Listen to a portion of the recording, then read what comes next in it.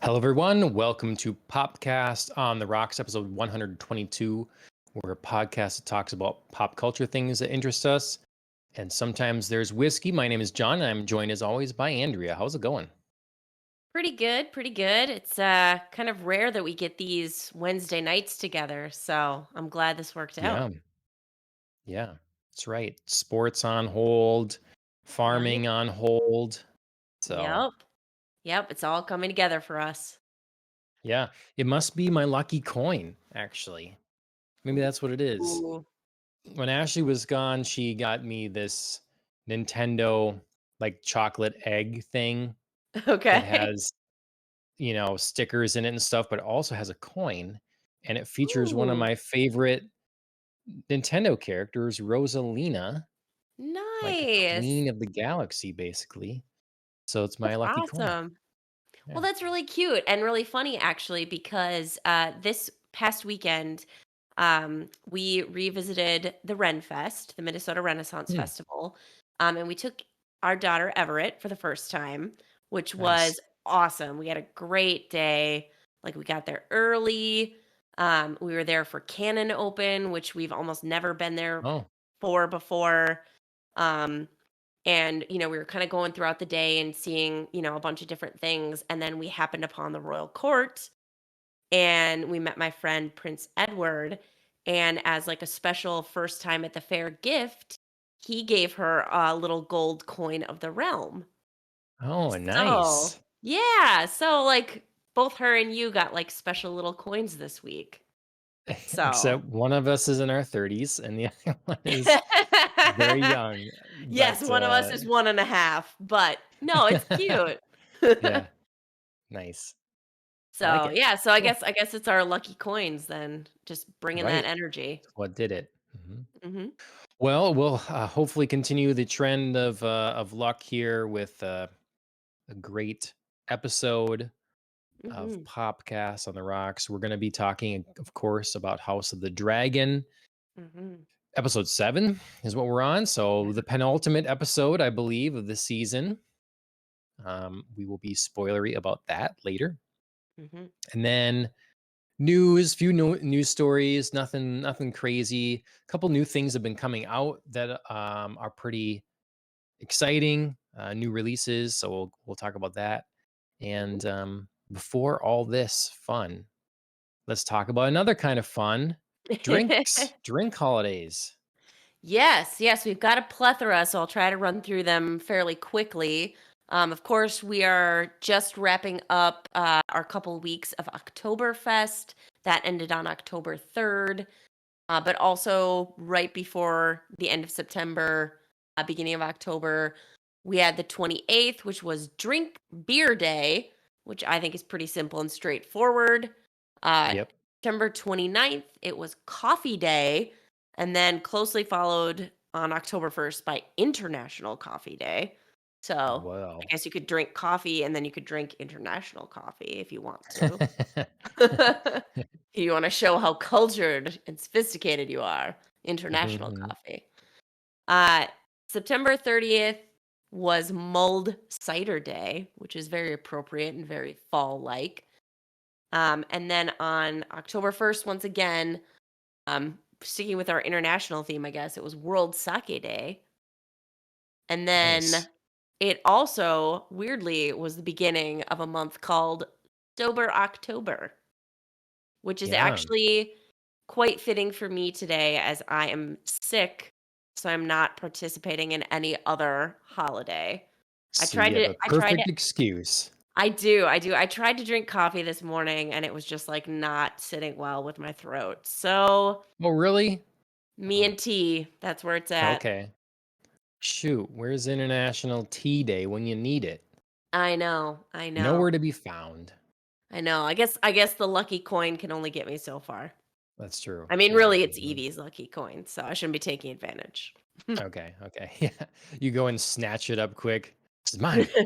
Mine. My precious. Yes. Right, right. Just hold it. Gimme, gimme. Well, I'm partaking in Drink Beer Day, so a Cool. little late, I guess, but Better late than some would never. Yeah, some would say every day is drink beer day. Um, so Any day I can be have a drink beer day. right. Well, it's kind of the same with coffee. Really, Right. it's gonna be every Right. day. I got this variety pack from War Pigs. So, Mm. they're good stuff, and immediately drawn into the art for those watching. Here's Oh, the yeah, there you go. can. It's That's uh, very cool. it's pretty sweet. So, it's called A Light in the Black. Okay. I think that sounds pretty interesting. German style Mhm. Pilsner. Okay. A storm of light breaks the spell of darkness. I know what I must do. The light guides my hand onward. So, Mm. yes, I just feel it fits our fantasy theme with House of the Dragon. I get lots of D&D vibes, as I look at this art and all that stuff. So, So I agree. I feel this is very fitting, and also we're gonna get into this later, but this episode of House of the Dragon could have used a light in the dark. yeah. Just saying. I mean, I know it's all over Mhm. Twitter. We'll get there, whatever, Yep. but just there's a little sneak preview for you. Yep. Yep. We'll give Alan a shout out here. He's partaking in drink beer day as well. Looks like he has a hacker Sure. Picard. What is it? Sure. Hacker Shore, Oktoberfest Marzen. Mhm. Nice. So See, he's got 2. He's checking off yeah, 2. Oktoberfest Oktoberfest as and well. Drink Beer Day. Way to crush So it. I am prepared though, in case I get through this beer before the episode is over. I have a secondary can, so I'm going to talk about that now in case I have So to open that. prepared. I love it. So this one, I also thought the art was interesting. This was expensive, so it better be good. It's called the Duchess Petite. So, Ooh, um, barrel-aged sour ale. Okay. yes, That is an yes, adorable little can. yeah. So Duchess Petite is an authentic Flemish red ale brewed and bottled in Belgium. This refined ale, also known as the Burgundies of Belgium, is a blend of beer matured in different oak casks for many months. So it's a So, sour red ale? yeah, Interesting. I've never had that authentic before. Flemish red ale. Okay, I've never had a sour red ale. Interesting. Definitely let me know, what you think. Yeah. Well, I mean, if you pressure me to get through the first one in time for the episode to be done, then you'll hear about it. Chug, chug, chug. Yeah. Yeah. Who said that? So, yeah. So yeah, drinks, great participation all around, even Mm. by technicality, sort of with Andrea. I know, I So know, I know. Skating through, man. yeah, Clinging to my technicalities. yeah. Well, your week. How's your week been? Yeah. Um, kind of all over the place, a little varied. I've watched a couple of different things, some continuations, some new. I'll start with continuations. I watched the second episode of this season of Halloween Wars. Loved it because they wanted the contestants to do a Monsters of London theme, and they Oh, wanted to do Victorian era, which is literally my scholarly wheelhouse. yeah, It's what I have a master's degree in. So I was very impressed and very excited to see some of the work in this episode. It was really fun. And even better, I love when this happens. You know how there's teams that compete against each other and you at home, you kind of pick who you think the winners are, and then sometimes the judges agree with you, and then sometimes you're like, what? yeah. How dare you? So not only did I love the theme, but the judges also picked the people that Chris and I thought should win. So it was Okay, one of those all around yeah, good episodes where you're like, thank you, right people went through, love this theme, awesome. So that was very nice. fun. So yes, So I'm definitely enjoying this season of Halloween Wars much, much more. I've definitely struggled with some of those things in the past with cooking competitions where you're Mhm. thinking this person should definitely have won and not this person. But then I realized I'm pretty sure they selectively edit. Okay, not pretty sure. They selectively edit the judges' comments. Sure. So then to make it more unknown. So they might Yeah. potentially leave out some negative commentary on one. And so I don't like that because I'd rather Yeah. the mystery be removed and me just get the honest feedback. So I feel like Right. the best pick is being chosen. But this is less. It would be more difficult to hide because you can see the end result. It's about a Right. visual medium. Right, right. And I mean, like, obviously there's still like some tasting element because they have to like taste the cake and make sure, it's Okay. not like a pile of trash. But Right. yeah, I mean, like 80-90% is like visually what's there and how everything like comes together. So yeah, there's no hiding, if like a piece breaks in half or, you're missing something on the board, like I see it. Or like if you shape the, cake sculpture and like half of it's, oh my God, you're nailing it, the detail, and the other half is like a kindergartner's, paste project, then yeah, I can see Mhm. what's happening here. So Yep.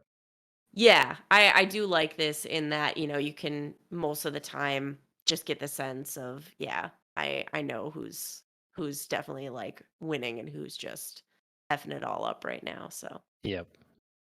I also have to say, I thought of it was coincidence most likely, but I love the moment when you said you had your master's degree and you adjust your glasses just at that time. I totally had like an anime moment with like the smart person like adjust and the glasses go, yes. They white, and flash. then Yeah. yeah, and then someone's like just like there's a loud shriek when they're stunned by the knowledge of the other person or something like that, or they're Mhm. just put in their place because yeah. Yep. So yep. Did you feel appropriately put in your place, John? Yes, yep. Good, good. So yeah, so that was one of the things that I watched this week and quite thoroughly enjoyed. I continued Cyberpunk Edge Runners. I'm halfway through the season. I know you are done, but I'm only through episode 5. Hoping to get a little bit more of that next week, because I was kind of distracted this week by the release one of Hocus Pocus 2 on Disney Okay. Plus, which I came very late Shame at on seeing. me. Ah, the puns, man, the puns. I just can't Mhm. help myself. I came very late to the original Hocus Pocus. I did not see it as a kid, but I saw it as an adult and just like totally fell in love with it. So I was very excited for Hocus Pocus 2. I'll save like any actual spoilerific or detailed commentary. On the whole, it's good for what it is. Like Okay. it's a solid movie. The premise is good. There are definitely some moments where you just have to suspend your disbelief and like go with some things. Um, but on the whole, I thought they did a very creative and interesting job in like bringing the Sanderson sisters back after like you thought, how would they do that? Like they should have been like kind of all wrapped up with the original movie. Like how would this go? And it was pretty smart. So Nice. Well, yeah, that's good. it was fun. It was a good time. I mean, nothing to critically write home about, but it's solid. Yeah. But I mean, I haven't seen it, so I don't know, but it seems like you know, it's cool that they're all back. They can kind Yes. of, and have fun with it. It doesn't Yep. feel like it's a forced someone else taking this thing and, Mhm. revitalizing it. It just feels like they're coming back and kind of pay tributes to the original that sort of Mhm. blew up more than, maybe expected or something. Right. And it's kind of lived longer than it maybe should have rightfully, Right. but it's has a following and a lot of people love it. So it's Right. fun that it's come back and they got the Yeah, people it's back for it. it's So it's definitely like a mini cult classic, I would say. yeah, for sure. So, yeah, so like you said, it's just really fun that like the original trio is back. They're clearly just like having a ball with it. They don't try to do like too much else of like dragging any like original stuff back that feels like oh, you're like really shoehorning this in, or like this is Sure. nostalgia too hard. They do Yeah. a nice balance of that. So yeah, it's cute. Nice. Cool.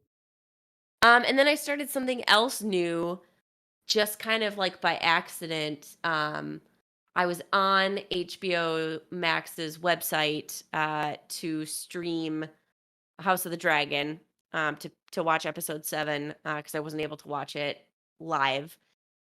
And I saw like their kind of like new homepage was featuring a movie called Eraser Reborn, and just kind of the premise of it intrigued me.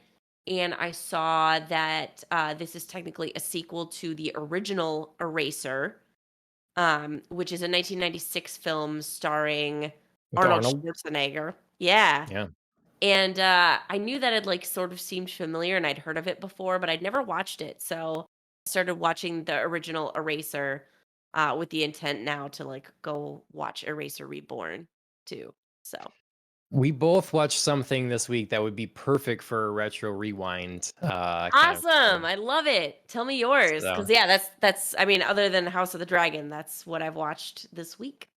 yeah, boy, it would be a blast from the past to watch Eraser again because I definitely saw that at some point around when it came out. Sure. Um, I don't remember it particularly fondly. It's I don't know. It's sort of that not take don't take it too seriously action sort Yeah. of movie. It I seems guess like a Arnold has a solid. lot of, but Yeah, I mean, I was gonna say it seems like a solid like C plus, B minus kind of like action mhm, film. Like I haven't finished it, so I don't wanna okay. say too much about it because I don't wanna judge before the end. Um, but I mean, it seems like solid. It kind of reminds me of some of the other like mid-level action films that Arnold's done. I mean, Yeah. it's got a very distinctive style, and he's got a very distinctive style when he's doing an action movie. So yeah, it seems okay. I mean, it seems Do okay. y do you have a favorite Arnold movie? A favorite Arnold movie? Oh Yeah, boy. because I have a favorite and I have an underappreciated. I have 2. Sure. Gosh. Oh my gosh. There's a right answer. There's a right answer. I mean, I'm trying to like go through like Arnold's movies. I guess there's a couple Uh, right answers or acceptable ones. I mean, I'm not gonna lie to you. I mean, it's cliche, but whatever. I love OG Terminator. Okay. It's The it's first one. yeah, yeah. I Okay. really do. I love the premise of it. I love the newness of it. I just feel like Arnold's so committed to that, and like he doesn't have to do a whole lot, which is really kind of a blessing for him. He does enough with the part he's given.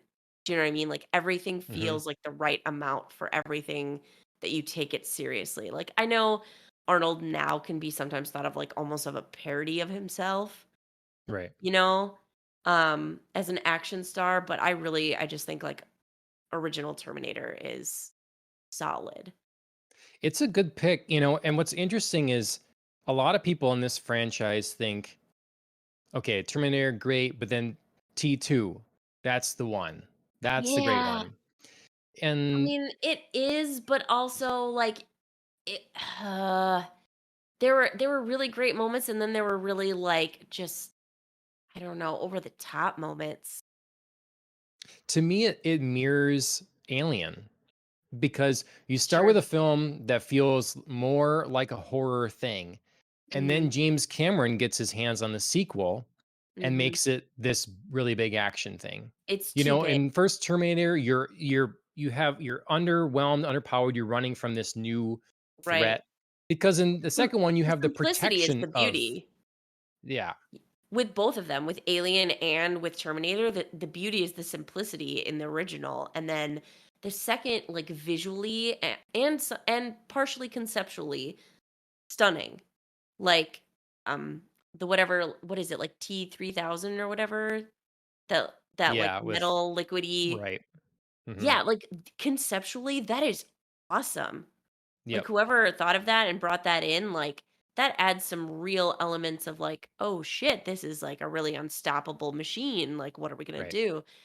But then you tried too hard to, like, shoehorn in some, like, comedic moments and, like, some bonding moments, and everybody's gotta have, like, meaningful character development moment, and they don't always pan out like you think they will. Like, some of them Hmm. really fall flat.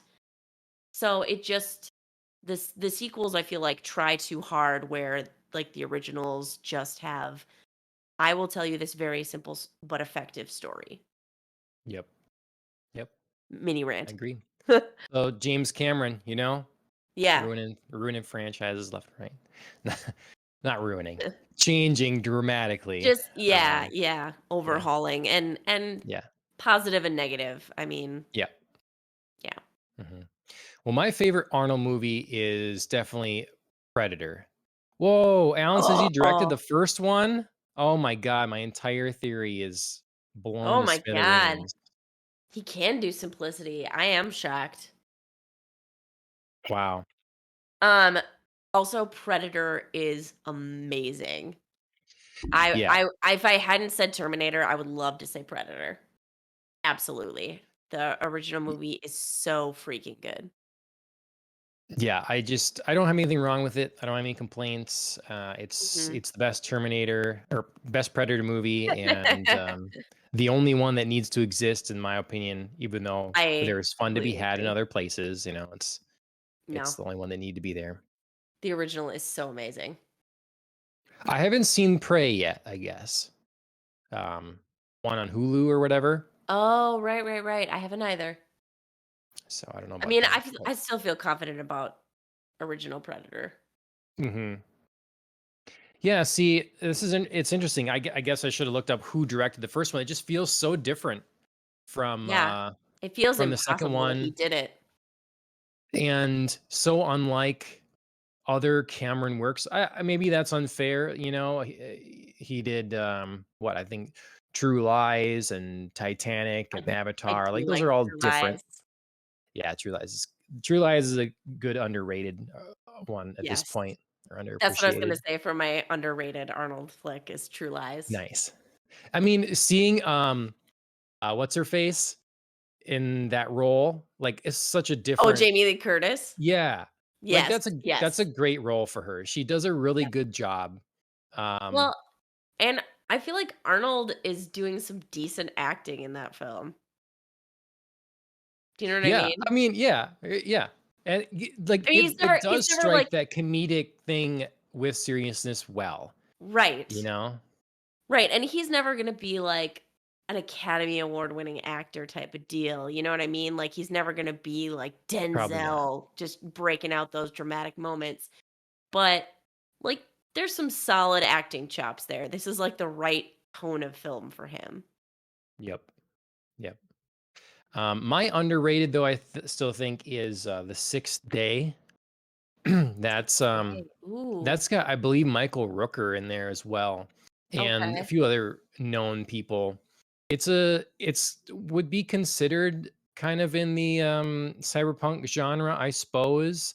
It Sure. feels like his next take on, because we did was the going to Mars one again. We talked about Right. that one.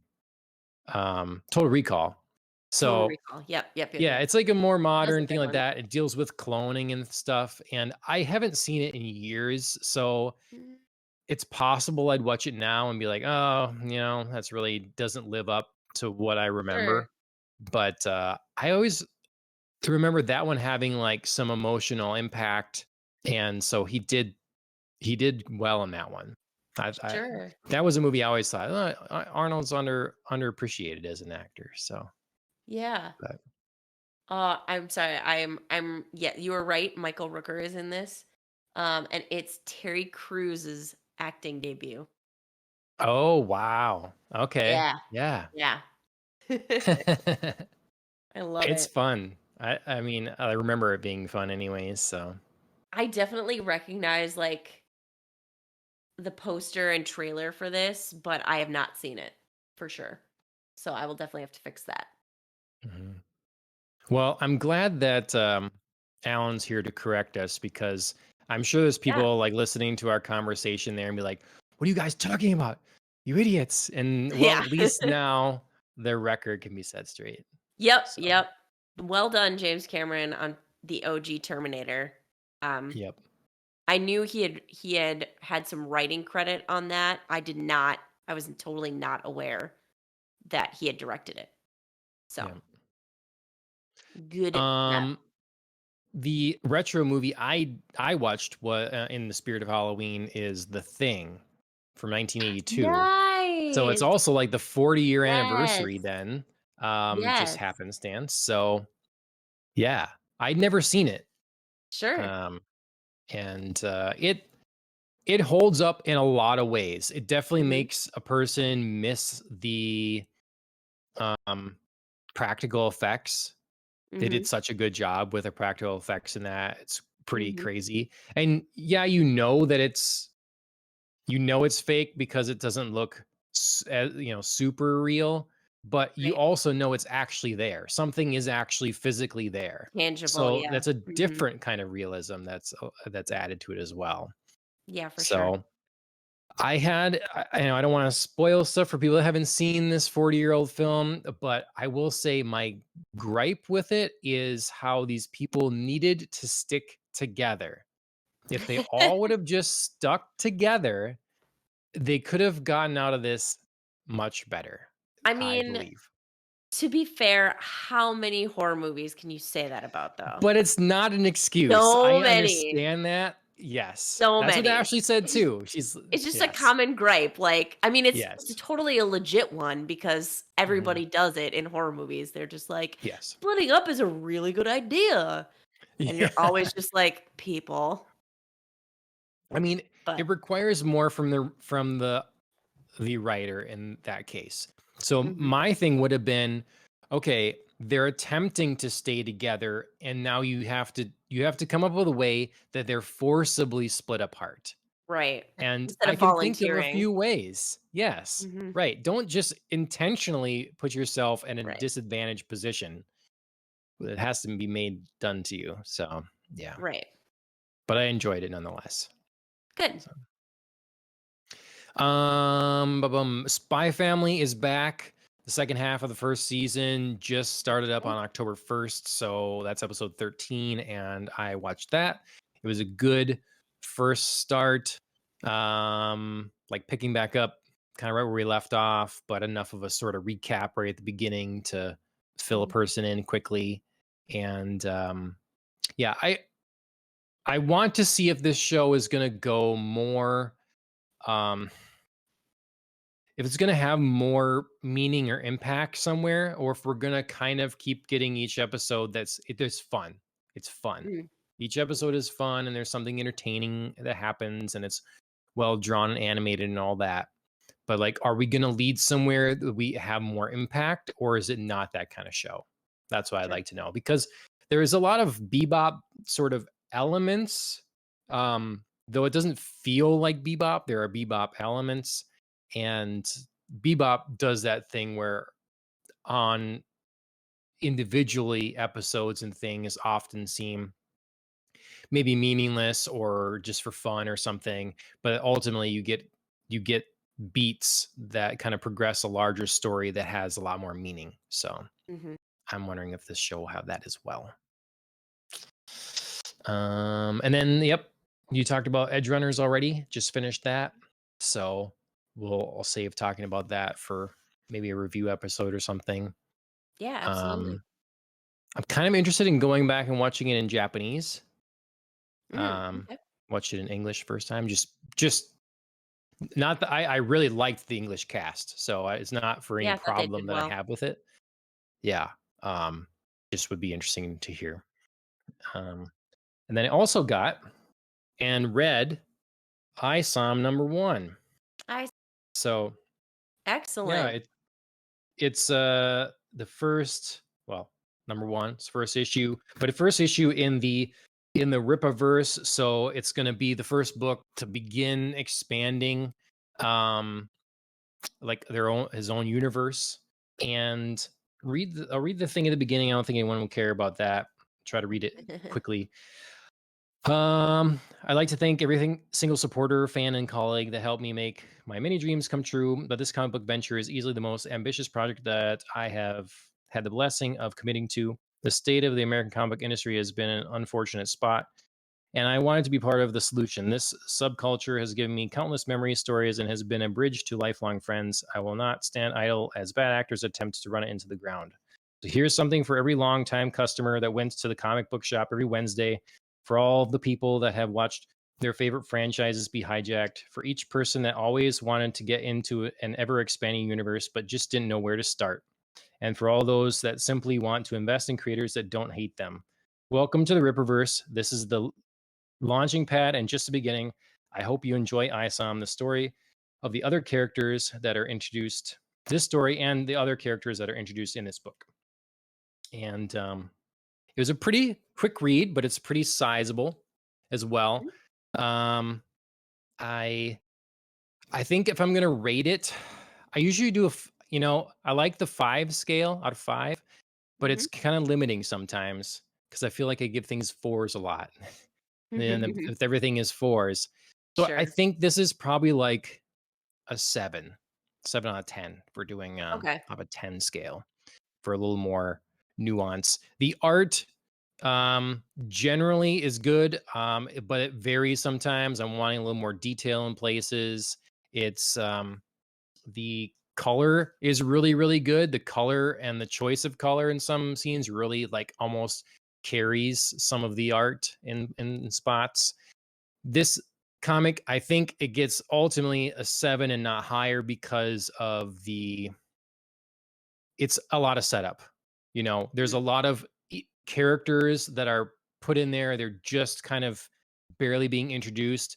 It's all hinting at a larger world. You're just getting into it, and we're we're don't when you're done reading it, you feel like you're just getting going still. Sure. So it's all important setup, and it's well done, but you want to have the next volume to read. So it's a lot to read the whole thing, and it's all just set up. So Yeah. Yeah, I get that. It's like you did the work and now you want the reward of like at least a little bit of, yeah. story. Like I want a taste of the story here.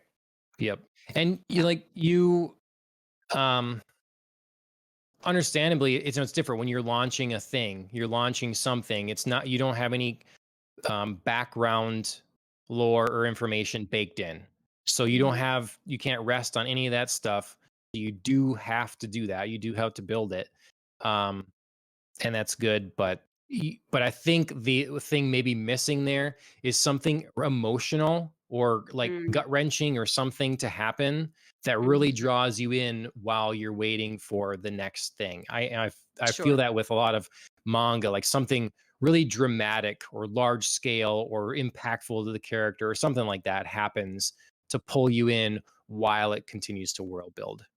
Get like Sure. the solo leveling we're talking, right? Like it doesn't take long to be like, whoa, people are dying, and like Mhm. the stakes are set really high for our character, even though we have to take time to build what this world is and why we're in this situation.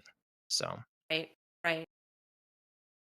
Yeah, I mean, I love something like Solo Leveling where it starts out in media res, like just like thrown into like life death scenario, and then we sort of like back up and we're like, hey, these are hunters, and this is the world, and this is how we get these things, and yep, um, it's I don't know, it's a very well used beginning like to get into something, but I think it's super effective in the right scenarios. And yeah, I mean, something yep, like solo leveling is perfect. yep, yep. So that's that. That's my week, and we'll get into a few news stories here. Mhm. I guess we'll shuffle this around with this a little bit. Sticking with the comic book news, Oh, or sure. comic book related news, Deadpool kind of blew up the internet a little bit this week. Interestingly, so Simple and we had, effective. yeah, it was strange. We had D23 that passed by, and I didn't really notice it. But then out of nowhere, after the event, and just a week or two later, I forget when it was, we get just a little video from Ryan Reynolds here, and the surprise that Hugh Jackman is coming back as Wolverine. Yes. So I mean, it's so perfect. It's obviously something that these two actors are just going to have a ball with. And so I think it's just like something super simple. Obviously like the setup was great. The like I'm working so hard, I'm putting my yeah, soul into I have nothing. yeah, Except surprise my buddy Hugh Jackman, so I have everything. yeah, Um so yeah, so it was a great, video in terms of like the crafting the message and setting up, your expectations to fall flat and then be raised up even higher. But also like great job on recalling like, hey, we missed D23. Hey, it's okay. Like kind of everybody missed it. Do you know what I mean? Like it's a great like yeah, callback of like, oh right. right, I feel like I missed D23. I should probably like go check out what happened. So just a lot of great marketing happening there. Yeah. Do you? How do you? What do you think? So, firstly, I'm a little surprised that Deadpool isn't further along at this point. It's been quite a while, and I mean, do we you really know, not think it's further along though? I mean, I know in the trailer he's like, I have nothing and we've been working on this forever, but like, I yeah, mean, that could just be totally like a ploy and then like a month later we're gonna get like Deadpool release date but happening. I don't think it's filming yet, or they're just starting. I thought it would. They I were don't know. suggesting late 2024. Wow. That would be quite a ways away. I'd be shocked. Let me see. Yeah, Yeah, yeah, maybe it you can says find something. 2024. So that's me. It's like, what, I feel like they took way too long to get a green light. And will we have Deadpool in our universe? Can we? Where Mhm. does he fit? All this stuff, and just kind of sat by, or maybe just wait and see if someone forgets about it. I don't know. And Yeah. I mean, it's not a terrible it's not a terrible thing to have a little bit of gap and like have people miss no, Deadpool. But yeah, this does feel a bit far. because When was Deadpool 2? 2018, 2018. Yeah, wow, 6 years. Woof. That's That's crazy. I can't even believe it's been that long. yeah, right. So But yeah, the question will be then, what role do you think Hugh Jackman's Wolverine will play? Do you think it's going to be a central thing? I've heard some people suggest it's going to be kind of a buddy cop thing. My thought was maybe it'll be a shorter thing, not cameo. exactly cameo, but shorter Yeah, and kind of yeah, designed to introduce slash turn over the Wolverine title to X-23. sure. um, I don't. How do you envision they'll use him in this? Because I Hugh mean, Jackman really seemed like he was done. yeah, I mean, obviously, buddy cop movie would make a lot of sense for these two because the chemistry is very real there. So it'd be hard not to imagine taking advantage of that. I mean, it also means it could all go very wrong if they lean too heavily on that and everybody's like, "Oh boy, like this is Right. over the top." But yeah, I mean, obviously, like I think buddy cop kind of comedy makes a lot of sense. Um, I can't imagine they would have this big of an announcement and have him not have a substantial role. Sure. So Mhm. I would guess he appears in at least half, if not more, of the movie. Okay. Like that's how sizable I think his role is going to be. Sure. I mean, I can't obviously speak for certain on like what they're going to do with him. Or maybe they're going to like go against expectations and it's going to be more of a like battle in terms of like the OG, like going back to like Ryan Reynolds' first appearance as Deadpool as Wade Wilson, and it was just like this weird, awkward battle royale. Um, I mean, I just can't say, but yeah, I say he appears in at least half the movie, whatever the role. Okay. Yeah. Yeah, it's just I don't know. Yeah, it's I guess bittersweet because presumably they'll be bringing um Deadpool specifically into the MCU, and I guarantee you they're not going they one wouldn't if they had the choice, I think. And two, Hugh Jackman wouldn't like sign him to be Wolverine in the MCU. So this will be, No. I imagine this will be the one and done. And then, so that Yeah, means they'll have to figure out some way why this Wolverine is here and then maybe not use the Wolverine at all when they get into the rest of the things. I still think they're just going to go X-23. It won't be sure. there won't be Logan Wolverine.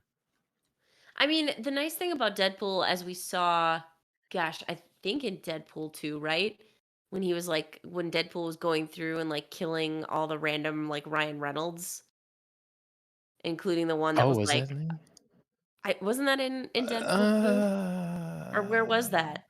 maybe. I mean, that would make sense with given Cable's like time travel Right?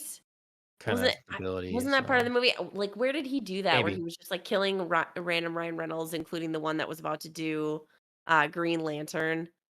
Yeah. You know what I mean? So, like, Yeah. so Deadpool can just do stuff and, like, break a fourth wall and just be Yeah. like, "This real thing that you know is happening in my movie now, and it's a real Yeah. reference, and it's, like, tongue in cheek, and we all get it, so it's just happening and accept it." Yep. So, Right. I mean, that's the beauty of these movies is just, like, things happen and you're like, "Anything happens here." Right. So, whatever we do, you're just already sort of, like, bought into, like, the meta-ness of it. Yep.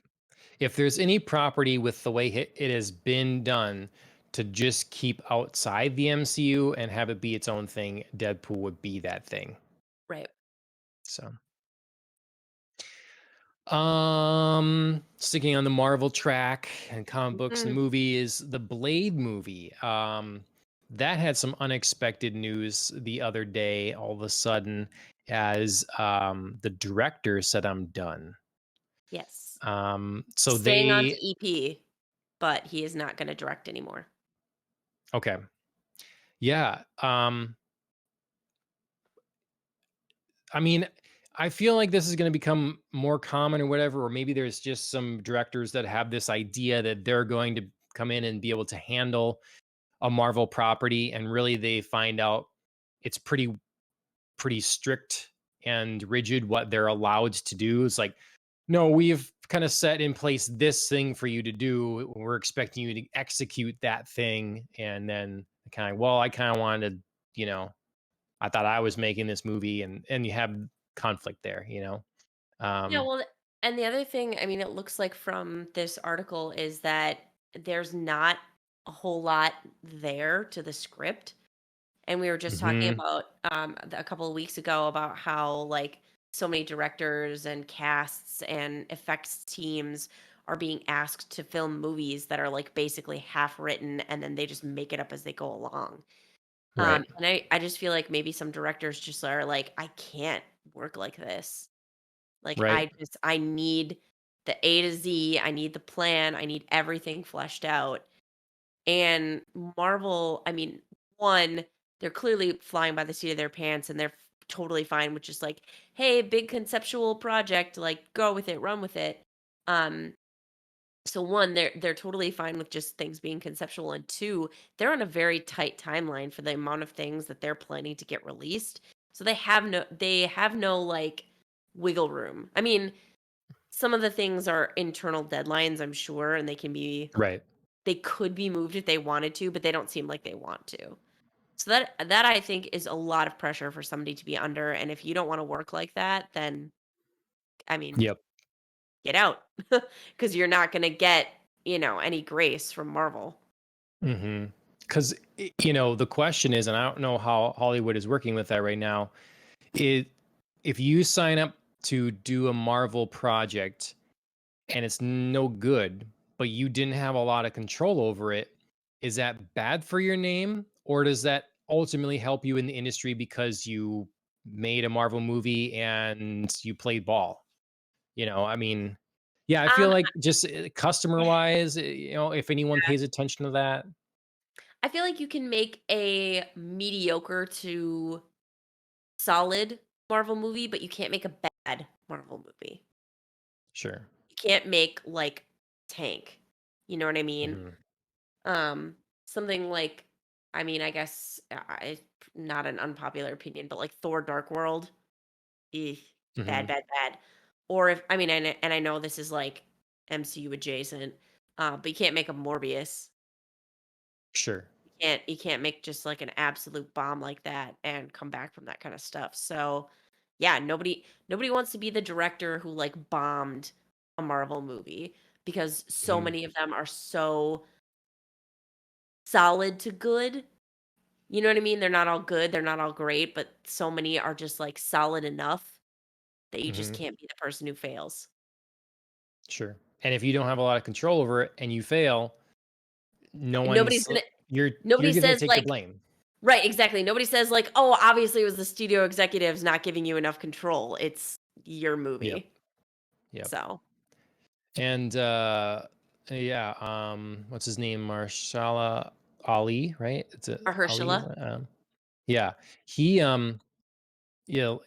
expressing his unhappiness with stuff as well. I think it's too bad because I think he's a good cast.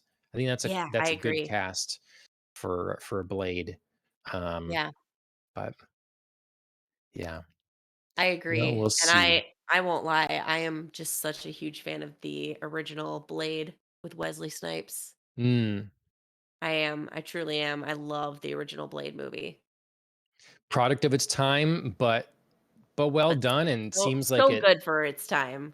Yep. Hmm. I mean, there are obviously limitations, but like there's nothing that just like sticks out like a sore thumb. You know what I mean? Where you're Right. just like, I wish. It's all good. Right. Yep.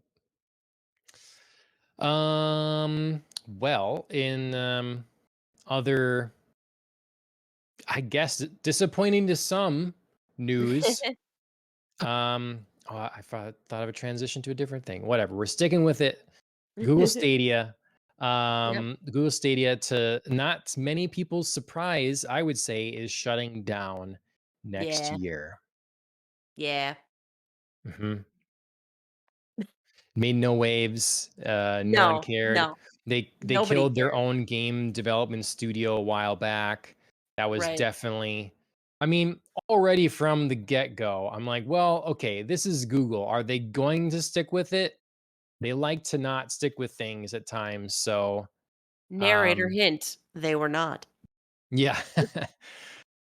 uh it's too bad because people did say that the performance was good. I never Mhm. tried it, but I heard the performance was quite solid. So it did work.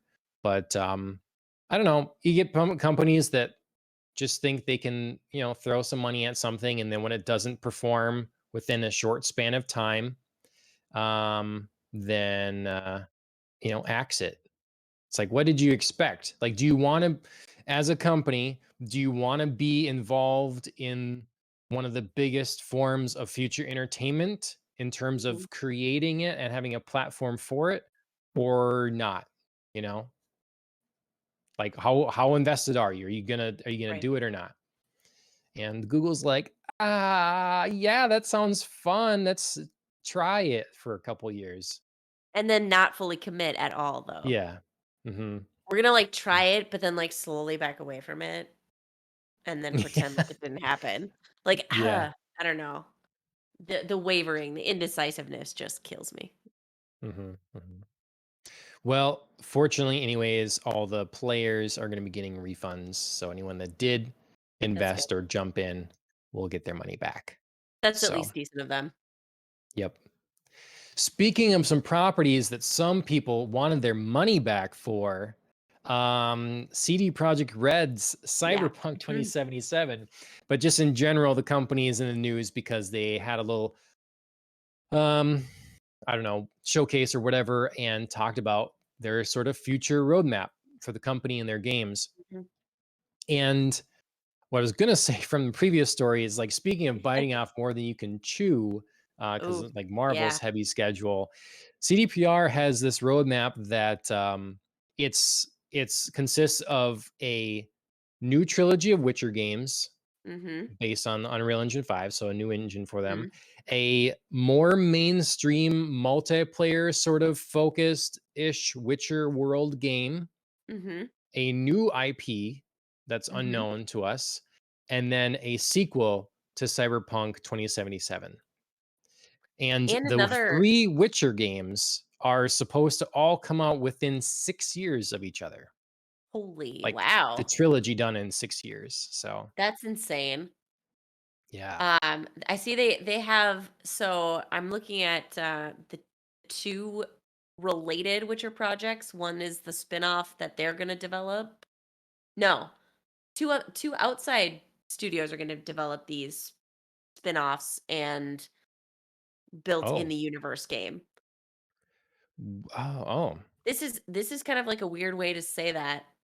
So like the Sirius, the spin-off with solo and multiplayer elements Mm, is developed by Molasses Flood Studio, and then Canis Majoris is a full-fledged Witcher universe game, right. which is like vague and just built by an outside developer, so no like actual studio attached to that. Yeah.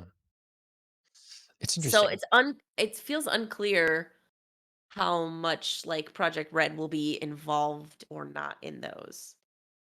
Hmm. Do you know what I mean? Just the way this is like Mhm. worded here, I'm just sort of like, so are they in, out, co-developing, overseeing, just giving like rando creative input? Yeah.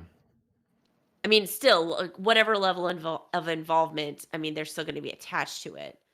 Yeah, So for sure. at some point in the game development, I'm sure there's going to be manpower put into this. But yeah, holy cow. It's interesting that, like people are having trouble. They're outsourcing a lot the way it is. So I get that, but it's just a lot to tackle. Yeah, Figured you're sizing up your team. That obviously is a risk, but it's also risky to hand over the IP you control to someone else. yeah, Um, I don't know. Maybe they'll end up. Yeah, I don't know. It's a lot. I mean I'm excited. We'll get the current gen to make Witcher 3 like not compatible, but able to fully utilize the current gen hardware. We'll get hmm that. That's fun, and I imagine they'll keep going with the Gwent game and more Witcher story is fun, and maybe they'll be doing more Netflix Witcher yet. So there'll be lots of Witcher available, and I'm wondering, eh, how long have they been planning to do a Cyberpunk sequel? Um, mm, like, are they in yeah. development of that, or is it like, well, can we make people? I don't know. I just wonder if that was part of the plan the whole time or what. Yeah, I mean, my guess is it was thrown out there before and they were just sort of like waiting to gauge interest. Do you know what I mean? Hmm. Like, so I bet this is like very rough conceptual.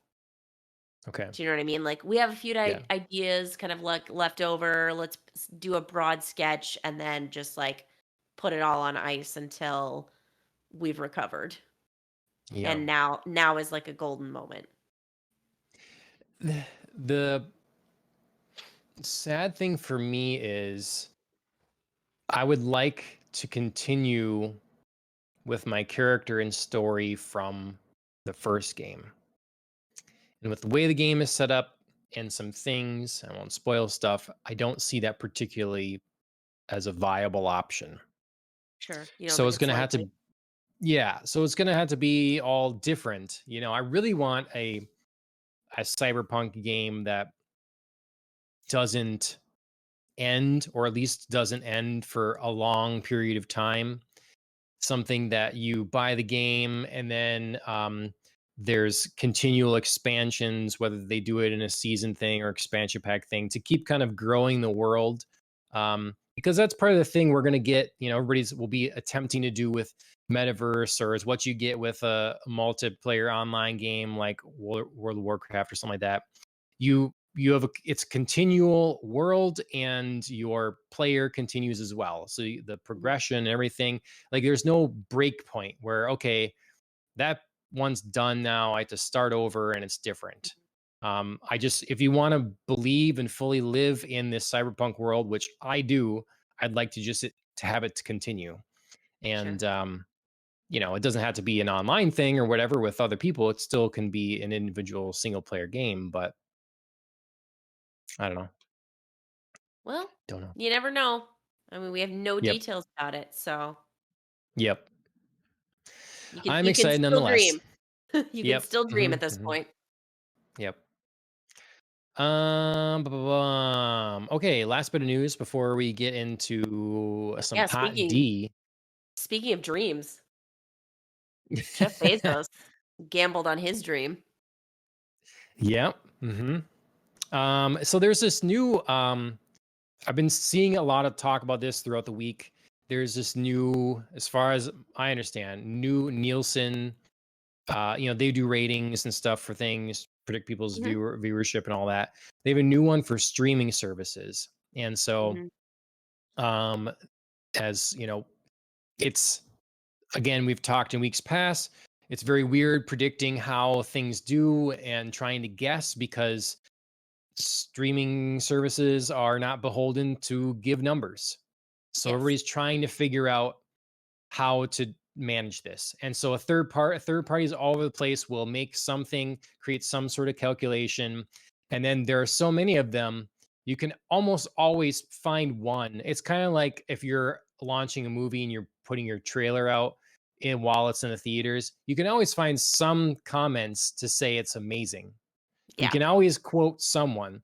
Well, there's so many of these or whatever, and we're all trying to figure out who's accurate and who's doing whatever. But anyways, Nielsen has a good name generally in these mhm, things, and so their new online streaming um, statistics suggest that Rings of Power is doing quite well thus far mhm, in terms of U.S. viewership. So it's a very long way for me to say that, but just mhm, trying to give it context. It looks like it's doing well. It's everybody's of course trying to stack it up against House of the Dragon. of That's course, because similar genre, they launched very similar time frames, all this sure, sort of thing. So that's always the comparison. So you'll find a lot of these comparisons online right now. I mhm, think, to me, the takeaway is that both of them are doing pretty well in this mhm, current climate where uh, there's a lot of choices, and people are choosing often to spend their time in other places. mhm. Yeah, I mean, to me, like you're kind of echoing what you're saying. Like both of them are doing well. I checked out the top 10 streaming programs, and it's hilarious to me that Game of Thrones came in just over House of the Dragon, which suggests to me that a lot of people probably wanted to go watch Game of Thrones or rewatch certain pieces before streaming House of the Dragon. Um, Yeah. so I and there's just not that like one-to-one kind of thing with Lord of the Rings. Do you know what I mean? Like you could go back and rewatch the movies, but I just don't think there's like that much of a tie where I feel like in people's minds Game of Thrones and House of the Dragon are so much more intimately connected. And it doesn't mean that Right. their actual stories are, but I think people feel like I have to watch Game of Thrones or I want to watch Game of Thrones before I get into House of the Dragon. Sure. Yeah. It'd be interesting to know what if people are. Well, we're gonna start rewatching this while, because we just want more while we're waiting for the new episode of House of the Dragon, Right. or if it's like you say, Or literally, I got to well, I want to binge. watch this before, or yeah, what's the Right, common or mindset the there? people who maybe never finished Game of Thrones because they were upset and angry at the Yeah. ending, and they were like, "Oh, fine, I just gotta, like, sit through it," Yeah. and then, like, get into House of the Dragon. I don't know. Hmm. It. I wonder what how House of the Dragon would be doing, because most of the comparisons they usually do. I think this one we have from MSN is points it out anyways. Some other ones don't.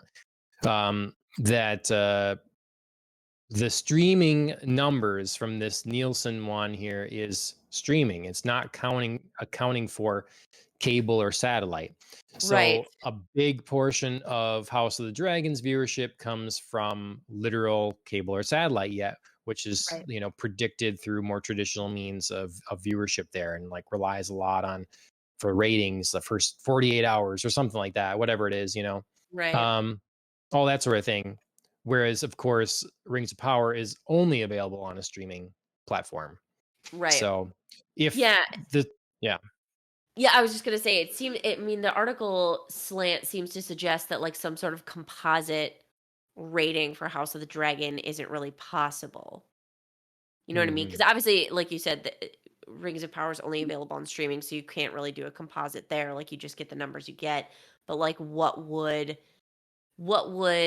House of the Dragon's actual viewership minutes look like if we could do like some sort of composite? And maybe they can in the future. Maybe they're figuring out a way to do that because, a more direct comparison of actual viewership would be interesting rather Mhm. than just like relying on only streaming where like you can't count what impact live TV might have. Yep. I wish someone had the balls to just give us the numbers. Like some streaming service was just like, here they are. Here are our Sure. viewership for all our shows and stuff, and just put it out there, because I understand, of course, why you don't. Again, you want that mystery and everything, but just this, they know the shows that are succeeding and not. Let the Right. customers know it, and then they have to. They don't have to be like when something they cancel something, and everybody's like, oh, why did you cancel that? Why'd you cancel it? If you have the actual numbers in front of people, like, look, no one was watching it. No one was watching it. Here's the numbers. Here's the chart. This is the amount of people. I'm sorry, like not enough people.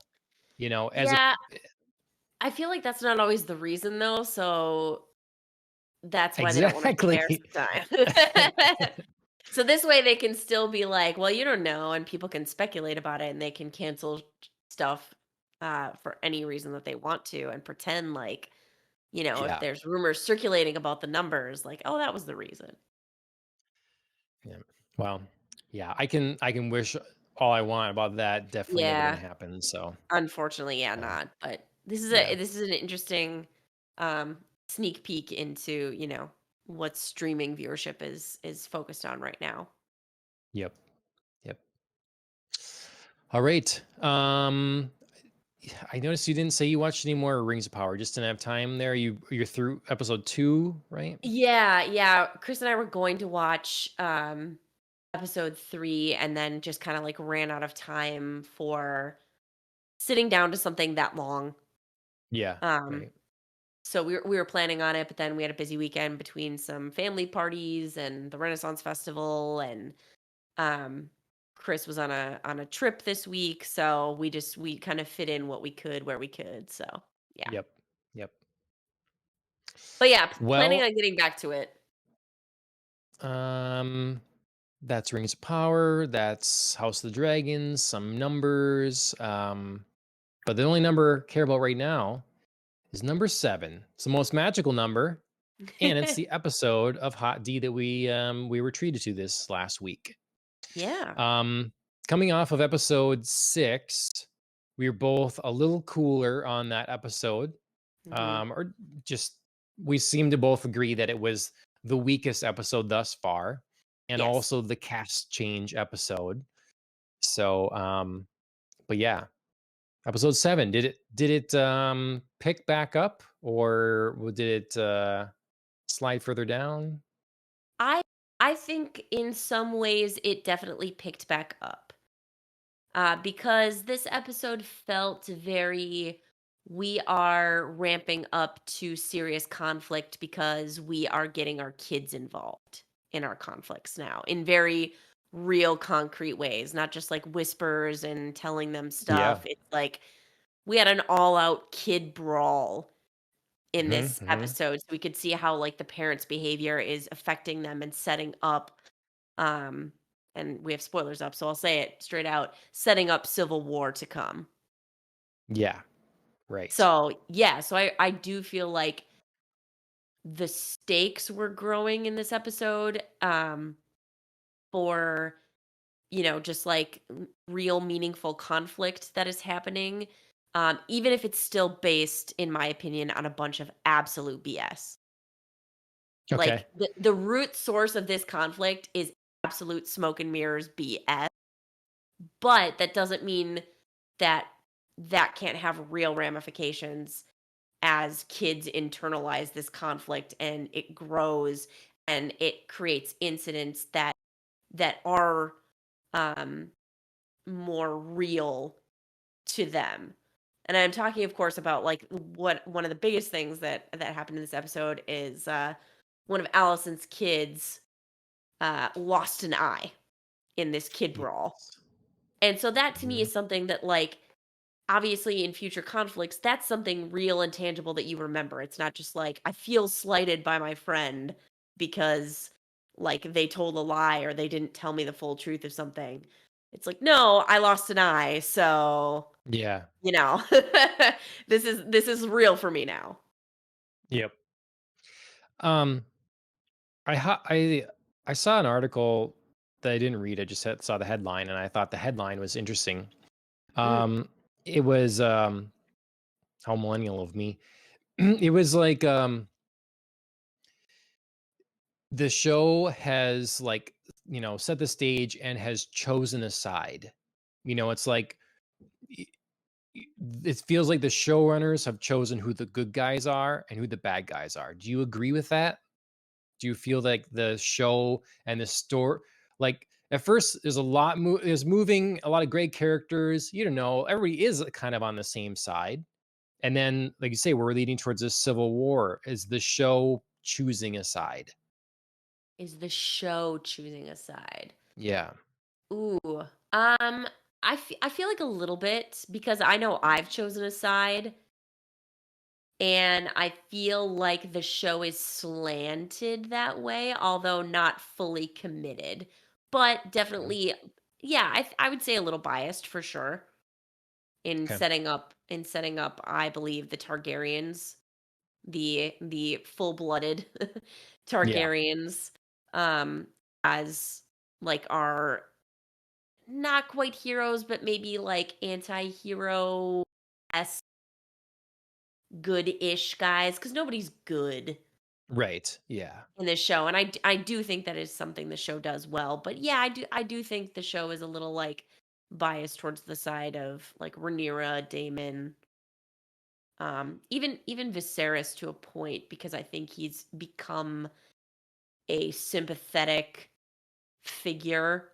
Even when Yeah. you're frustrated with him, I do think you just feel bad for him because he wants so badly to have this, tension dissolved, this family reunited. He does want peace so badly. And I don't think it's just for the sake of peace. I think he just genuinely wants the people in his life to get along.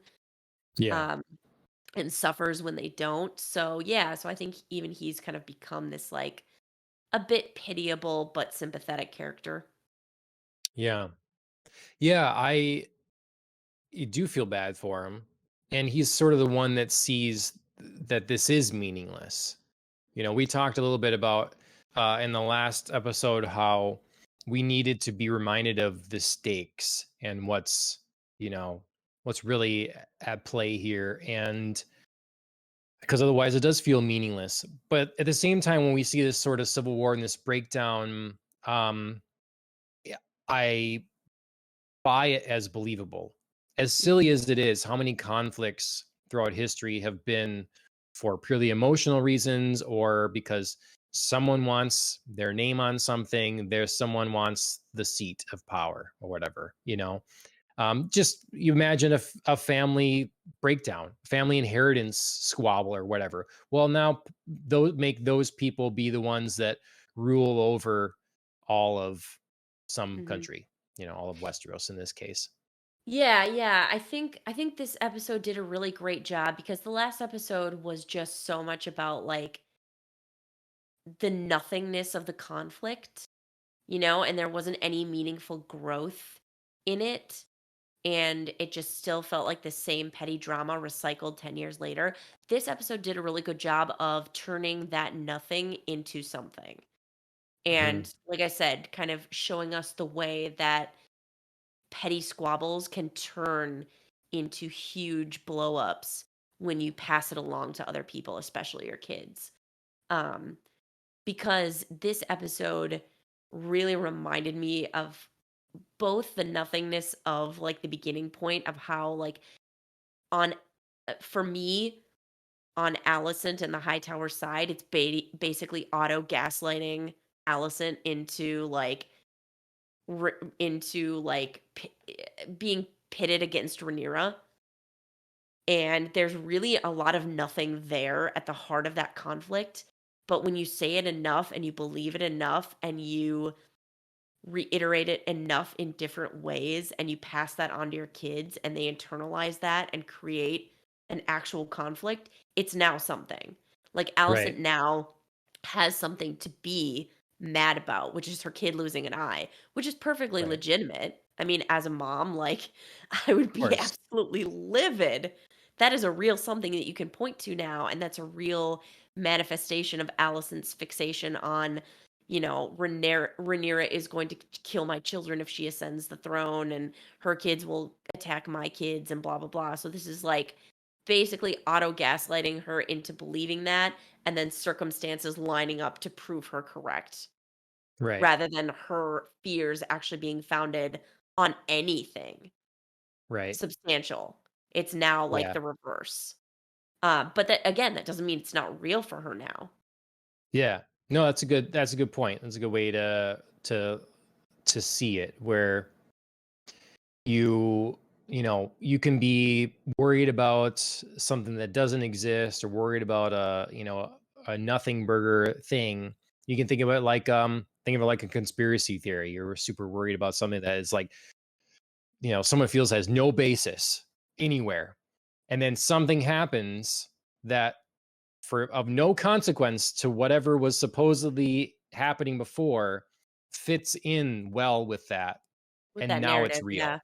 Yeah, Mhm. now it's real. And so yeah, I hadn't looked at it that way, but I can see that take, and that makes sense. And she obviously needed that, because she was going down, well, for going down this path, to continue down this path, she clearly needs those sorts of things, because for her to do something, though not intentionally, Mhm. so dark in the previous episode, um, or have that put on her anyways, Mhm. um, to keep going down this path and not eventually be like, no, this is too far, this is too much.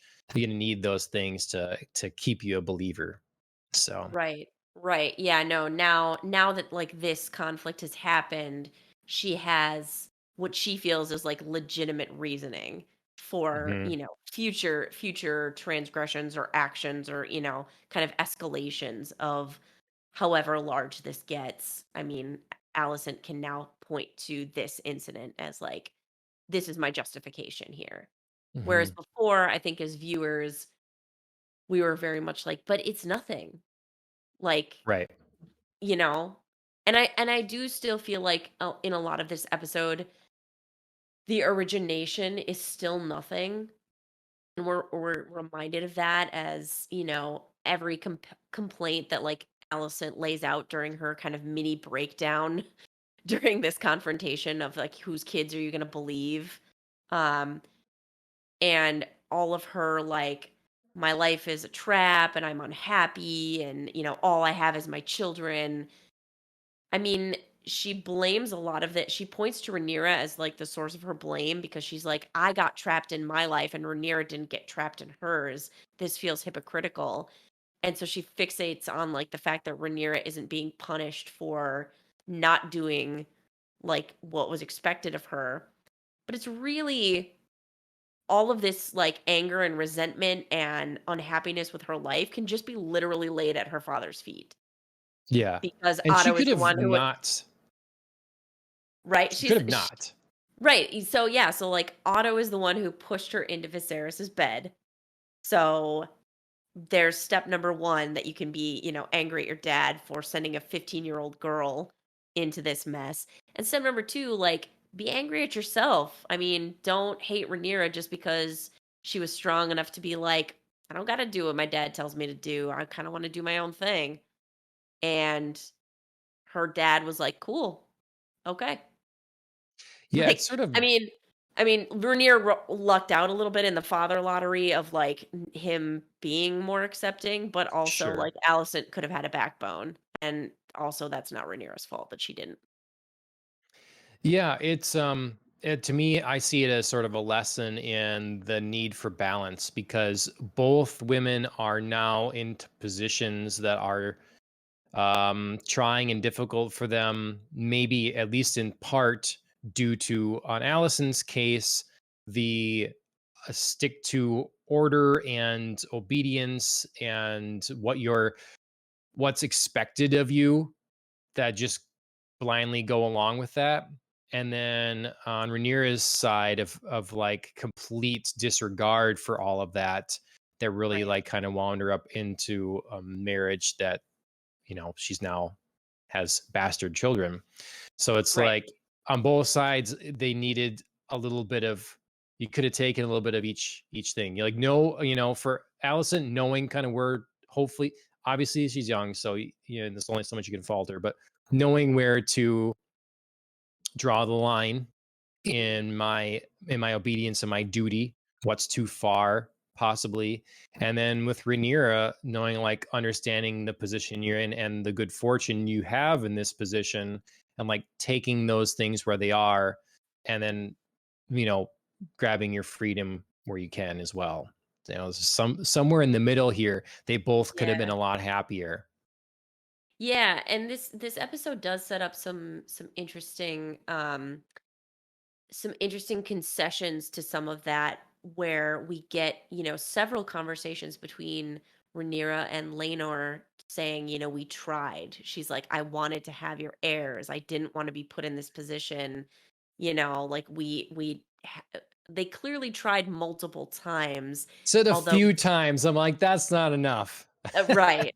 Well, I mean, it's I feel like that was The intentionally few times vague. we lay together.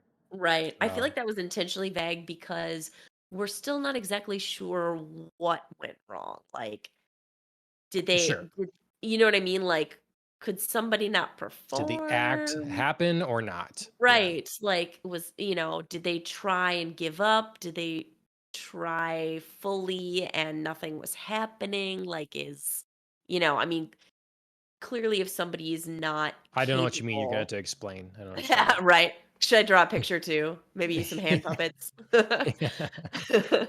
Um, but clearly if somebody's not capable, don't mean to point fingers, but it's not Rhaenyra, because she's Mhm. clearly capable of, having children. Right. Um, Yep. but I mean, there's certain concessions that she could have made. Obviously they tried, to what degree, we don't know. But after the first kid was, she tried with Harwin and was seeking her pleasure elsewhere. And after the first kid came out with like dark hair, she could have been like, okay, like nobody's really going to believe that this is Laenor's son. At least I Yeah. should maybe lay with somebody who's blonde headed so we Yeah. can fake it. You know what I mean? Like, hmm could have tried a little harder to pass off other children as Laenor's, Yeah. you Well, know? it's again, like, it was a reluctant acceptance of the responsibility and the position she was born into and stuff. Right. And so it's kind of like, the whole way, it's just not really having it. It was always a half Yeah. measure, you know. Yeah. I mean, it was a really smart thing to do. Um, they both probably just should have been a little more committed to it. You know what I mean? Like, Mhm. it was a really smart thing to do politically. Obviously, they were like sewing back up the divide that was created between Targaryen and Velaryon houses, when Viserys totally effed everything up by not marrying Laena. So it was a smart political move to like bring them back together, consolidate some solid power from the houses of Valyria, and it's probably the best that both of them were going to do in terms of happiness of like we have to get married. Our preferences are not for each other, but this arrangement can work. Like we seem friendly Hmm. and this is a way we can both like get what we want. So it's a smart measure to take. Like I said, they just should have been more committed to the act of it Yeah. and maybe Well, a little more discreet in their, seeking pleasures elsewhere. what's the husband's name again? Laner? Laner. Okay. Do we not have it Yeah. on our list? How do you spell that? It's L spelled A Laenor. okay. Um, yeah, I thought it was, I was really disappointed by him, that he you know, didn't stand by and like perform that role well as husband and Yeah. father. Yeah. Like regardless, just that was disappointing. So then I was excited when he decided to recommit himself, and well, Yes. but yeah. Yeah, we'll get I there. mean, far Because too that late. right. We'll get there because that sort of like back 10, 15 minutes of the end of the episode was a lot of like sliding things happening in Yeah. succession. And I really liked the pacing of everything because it felt like it was picking up and you thought it was going to go one direction and then it completely went another. And I really Hmm. loved that. So, Yep. Yeah, so the episode was interesting. We have a shot of it here, sort of. We got a funeral, and everybody's standing around very awkwardly. We sort of have different kind of conversations here and there. Adults trying to tell kids to like, talk to one another, and um, I love the line. One of the Valerians, kind of the head of the house or whatever, he said, "Is it Corliss?" Yeah, Corliss, yeah. Corliss. Um, I think it was him talking to one of Rhaenyra's kids, saying, "You're going to be the Oh, leader yeah. of head of here or whatever someday and stuff. So you should do this." And the kid's just like, "I don't want any of this. That means everyone I know is dead." And it's like that's a yeah, good way to look at it. Like all these people again, the machinations of all these adults for what, And that's the thing, like the only thing they have to fear really is themselves, because at this point if they do the things like Rhaenyra had said, they stick together, they act as a family, there isn't the threat. They Right. if you have the Valerians and the Otto, High Towers, and the Targaryens, and they're unified, or even if you have the Lannisters and your council now and stuff, and everybody's kind of behind and sees the strength of and unity here, the other families aren't going to rebel because Right. because that was the impetus for all this again. Oh my God, there's going to be a queen, and so if if you shore up the strength here, you're just not. I just Right. don't buy you're going to have this all out, Right. assault, especially then with new heirs to Right. like before you know it, it changes again. Right. The citizens don't care about this. There's not going to be an upheaval from the citizens. I just don't believe Right. that either. And the other houses, if you are on good terms with everyone, they're not going to either. Everybody's Right. pockets are being lined and their, borders being defended. Right. Yeah. This show is clearly making it all about the internal conflict that's driving literally all of this because we've seen no other houses really have a stake or care or show that Mhm. like if Rhaenyra becomes queen, we're just going to raise hell. Yep. In fact, the only time we've seen any real, concrete, meaningful opinion about Rhaenyra being queen was when they all bent the knee because Viserys was like, Yeah. "Here's my new heir. Do it." Yep. Yep. I And mean, then it's just the word of people saying she won't be accepted. Right, But right. I mean, sure, there's been like little tiny like Lannister just imagining that like Aegon's gonna be named heir because like doesn't that make sense? And like you'll be my queen and you're not gonna be like anybody else's queen. Or that play that, Rhaenyra and Daemon saw where the common people were like, oh, like Rhaenyra sitting on the Iron Throne, we don't love it. Like those were such like weak attempts to like show that I just don't believe there's actually any real sentiment towards we need to take action. yep, So yep. clearly They this show meant. is just all about the internal like driving this. Hmm. They mentioned the um what is it? Do I have the whiskey here? No, I don't. It's Martell. Oh, House Um Martell. Mhm.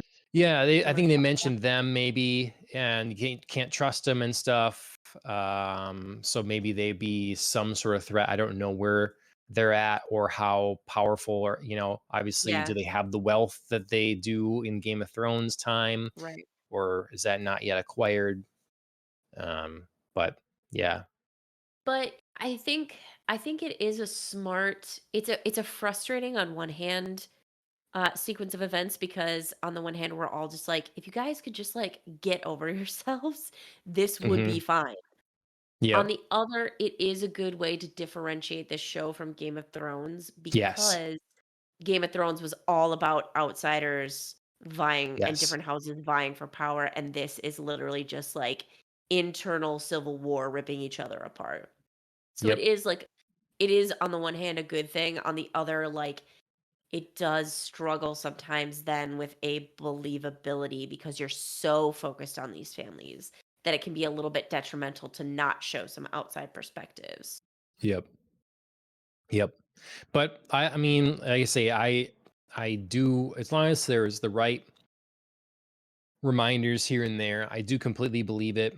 Um, Seen more than one family go through just inheritance problems. Again, Oh just yeah, yeah. normal families and stuff with The nothing like this at stake. So Yeah, it's like for sure. the crux of this, like I said, especially with this episode, is really very real in its execution. It's just, sometimes like you said, like when everybody's like, "Oh, Rhaenyra," like everybody's gonna just like panic at the thought of Rhaenyra being queen instead of there being a king. Like it is a little like, well, we've seen almost no outside opinions, so Yep. that you don't dwell on that too much because then it drags down the believability factor. Yep. Let's see. So we are a bit another big moment of the show is so we'd already talked about the fight with the kids, and that Mhm. fight it stems from the idea that I think it's Aegon. Resin isn't Aegon that loses the eye, the young No, one. Aemond. It's Aemond. Okay. So Aemond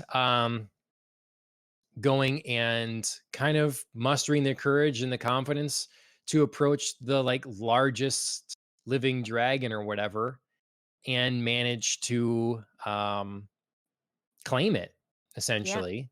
Bond, yeah. The Yeah, the a dragon Vhagar. that was not expected to go to him.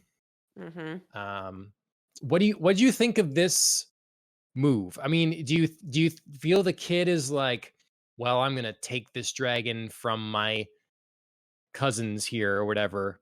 Or is it more like there's an It's opportunity here, like Yeah, my to me, it's a aunt bit is of both. dead? Yeah, it's a bit of both. Um, obviously, we've seen Aemond be bullied and ridiculed for being the prince without a dragon, like the only kid, which we never really saw that like Helena had one. There, Right. Viserys and Alicent's daughter, but we're just like expected to go with it that she has one, and somehow Aemond is the only kid without one. Um, so I get from the previous episode there's an aspect of sympathy there because he's been so bullied and ridiculed and persecuted and he's feeling desperate. On the other hand, like yeah, this is a shit sneaky move. Like just going in there and claiming Vagar like what, days, moments after, Lena's funeral. Hmm. I I mean, it's yeah, it's a pile of trash, absolutely, and the twins have every right to be angry at him for it. Absolutely. And so it's like, you know, I guess he saved them the infighting themselves. Which twin is gonna be able to have the dragon, right? I think Or is there something where they can both? Bela is supposed to be the older twin by a couple minutes, so I'm sure Okay, there that would was have the idea. been yeah, I'm sure there would have been a, Bela gets first. Or if one twin doesn't want to be, I mean, we never really get the, like both of them want to be. Who is the twin? God, I can't remember now. In the last episode that was trying to hatch a dragon egg in Oh Pentos. yeah, One of yeah. them was. Hmm. So I mean, I we could take that either as one of them is clearly more committed than the other, or I mean, maybe that twin would be the one being like, "No, I'm really committed to this dragon egg and hatching a dragon," and you try to bond with Vagar. Or there just was an awareness of a inheritance, Yeah, for the one, and so yeah, the or right, something like that. right. The Yeah, other doesn't really want it. I mean, yeah, I feel like the show wasn't too focused on like the twins infighting over who gets. It was literally just yeah, both of them felt like, "How dare you sneak in there?" Which again, I feel is perfectly legitimate. Doesn't mean I didn't yeah. feel sorry for Aemond and want him to Hmm. have a dragon, but this wasn't the way to go. Well, at first I didn't think about it, but then after the fact, I'm like, yeah, I suppose he knew what he was doing. It's like, oh, he's a kid or whatever, but clearly, he Close enough. understands the idea of having a dragon and how it is to Right, like bond with one, and yeah, so right. he's old So, enough. No. yeah, I mean, he's obviously been around, like, the dragon pit at, Yep. uh at King's Landing and knows how, like, the bonding process works and, like, what's expected of a dragon rider, so yeah. Yeah, he knew what he was doing, and under different circumstances, I would have been happy for him, but not these, so I just had to say this show has the best dragons. They have the yeah, best looking dragons I've ever seen. I don't know if I've said it on the previous episode or not, but I just think they're the best, you know? yeah, yeah. So No, it's that's it's something been that. fun to see the absolute, like, variety of different dragons. Hmm. I don't I feel like the show stumbled a little bit in introducing them and, like, the concept of how all of this would work and kind of, Yeah. like, eh, underwhelmed us in the, like, amount of dragons that there would be and the potential riders that there would be, but I feel like it's really picked up, like I said, in showing us, like, different kinds of dragons, like, doing visuals to really bring out, like, different personalities and see who's matching with who as far as dragon and rider. I really enjoy this, and Yep. well done on the budget being spent on the dragons. Yep. So while we're on the dragon, we talk about that scene and stuff. You Mhm. kind of alluded to it way back earlier in the show. A lot of people complaining about it on Twitter and such about the dark manner in which this episode Yeah. or large swaths of it were shot, similar Yes. to moments of Game of Thrones Final in seasons of this Game of later Thrones. seasons. Ooh, yeah. Yeah. So it's an interesting problem. On the one hand, I'm aware that people like to shoot in darkness and stuff for effects heavy things. They can kind of lean on it being darker, therefore you don't have to be as detailed and stuff. I don't know that that's happening here exactly. They suggest that it's a choice, and I know that I think IGN has a page to tips on how to mitigate and change this so you can see it a lot better. Um, I still have a problem with this because a person can I have two TVs that are pretty nice TVs, both HDR compliant, 4K HDR on both things of devices. Like I don't have a terrible setup. In fact, it's a pretty good setup. And I shouldn't have to go in and turn off HDR for watching your HDR compliant show because Mhm. I play HDR games all the time and they look great. There's all kinds of other content, movies and such that are HDR, and they make their own choices in cinematography. And I don't have these problems. So to me, it is an odd thing. And you certainly shouldn't expect your audience to have to monkey with their TV settings in order to be able to see your show. Um, Absolutely not. it, I understand there's a difference. I understand on one side being like, well, look, we want to have, here's our reference monitors that we are using, and this is what we're doing to shoot our scene, and it's going to look perfect. But by the way it's going to be broadcast or whatever, we know most people are barely going to be able to see it. Mm-mm. Um, yeah, it's not okay. We would have in school, there was a reason that they would you'd have lines that when you're shooting something for television, you have to keep your important information inside of, because Mhm. depending on your television and at the time rounded CRT screens and stuff like that, a lot of information could be lost or cropped out. So you don't get to just say, well, I'm going to put something important on this side, and Mhm. then, well, I'm sorry, you can't see it because your TV isn't as good or something. Right. You have to be considering that. So there's just this needs to be this balance between, you don't have to make content for the least, like worst television set or something, Mhm. but you also can't expect the perfect settings of your $10,000 reference monitor you're using as well. Mhm. Yeah, yeah, and I think there's something to be said about certain scenes being like okay darker than others. Like things that really didn't bother me even though like the screen was so dark, like Eamon's nighttime ride on Vagar is on the whole a dark scene, but they played up the enough moonlight angle to like make it watchable. You know what I mean? And I get that there's a commitment to realism, like Damon and Rhaenyra's conversation on the beach is like happening at dusk/night, whatever. Like I get that in real time you wouldn't just be like carrying a torch around so that we Right. can conveniently see the episode. Whatever. Like I totally get that. But like there are ways that you can figure this out. And if you Yeah. want some scenes to be more believably dark than others, again, I'm gonna mention the nighttime dragon ride. That to me was fully believable.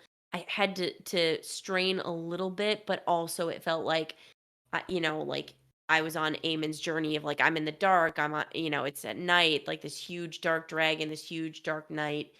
It all sort of worked, and there was nothing that I felt I was missing in not being able to see the fine detail, Hmm. because the essence of that was he's on the dragon, and I got it, and it was Sure. fine. Whereas, like, Damon and Rhaenyra's conversation, like, I wanna see facial expressions here, people. Like, I wanna Sure. see the finer points of these 2 actors playing off of one another and what nuance and meaning that gives to this conversation right now. I'm missing something here, and I'm frustrated Right. about it. So, yeah, pick your moments. Like like I said, it's not unrealistic to have darker scenes and have things be, a little smudgy, whatever. But you can't just shoot half an episode this way. Hmm. You just can't. It's just unconscionable. And this is why this is blowing up on Twitter right now, because people are now frustrated and upset, and they're like, "We thought we got over this with Game of Thrones." We You know what I mean? Like we all Yeah. blew up about it during this, and how did you not learn your lesson? So there's no Right. excuses for this crap right now.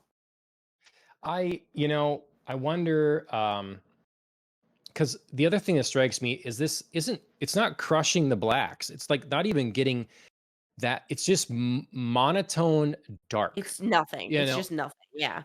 because it reminds me of back in the day when they would fake nighttime shooting in movies. Yeah.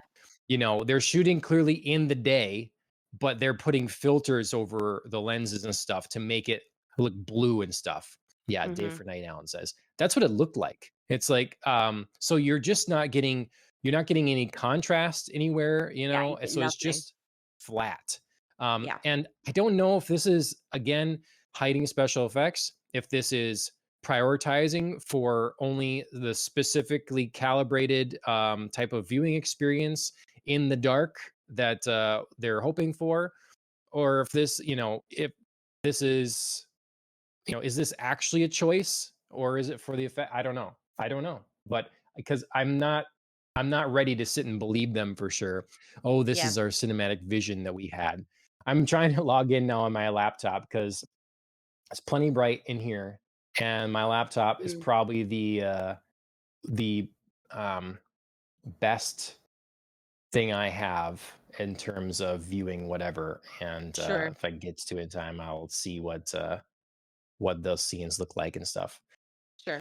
But I don't know. Highly It's weird. disappointing. Yeah. hmm Yep. So Like I I said, just I I mean, just don't have problems with any other thing. There's nothing no, yeah. else. Yeah. Sometimes a show is dark and it's like, yeah, it's best to be watched at night or when the lights are down. I get it.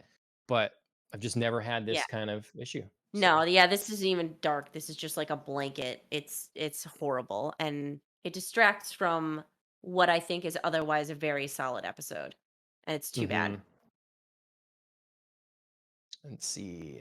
Okay, here we are in the darkness. I'll leave this play while. So yeah, we're talking about that. We might as well talk about Rhaenyra and Damon. Yeah, I was gonna say Pretty we should get big. into the last like 10-ish, 15-ish minutes of this episode because a lot of things just like landslide one over the other. Okay, I'm watching this on, it's bright here, but on my MacBook Pro, fully capable of Dolby Vision, HDR10, whatever kind of high dynamic contrast, they want to use. And it's still very dark. Yeah. Um, like, it's certainly better than my television set, but that's to be expected. That's everybody. Everybody's phone screen or laptop screen or something is better than their television set. Almost everyone. Mhm. Um, it's still too dark. Yeah, it's So, absolutely ridiculous. let's One see. one of the one of the things that is happening in obviously these dark moments is something pretty Mhm. pivotal to the show that sets up Yes.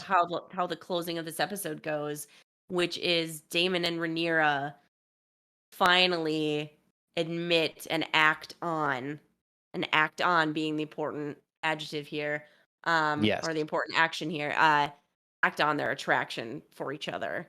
And following this beach time conversation, get down and dirty. In the They sand. have Yeah. they do. Little summer lovin'. Um, Drifting away. yeah, Um, so yeah, so I mean, this is like huge. I didn't expect this to happen in this episode. I mean, I know there were a lot of like moments building to it, and I just wasn't sure if it ever was going to. And because I wasn't sure if like Damon was still going to be a little bit resistant or not. And nope, not anymore. Yes. Is it wrong for me to be like about time? Because No, I feel no. I like, mean, the again, show we could the have show's built saved. that up. Yeah, they built it up, and again, so many things could have been probably fixed here and solved. I mean, Right. sorry for the kids, whatever, but as far as the kingdom, yeah, you would have had different children, and there'd be a bunch of other Yeah. children that didn't exist. Right. Right. Which I mean, in my view, isn't a terrible thing because we haven't exactly seen the greatest behaviors and characters from the kids. I mean, Aegon, Alicent and Viserys's firstborn, is clearly just a little asshole. I said it last episode, and my opinion of him this episode hasn't changed. Aemond, who I did feel sorry for, is now like kind of on my shit list too for being all sneaky.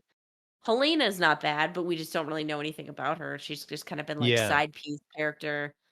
And Rhaenyra's children seem fine, although they're gonna obviously have tough lives.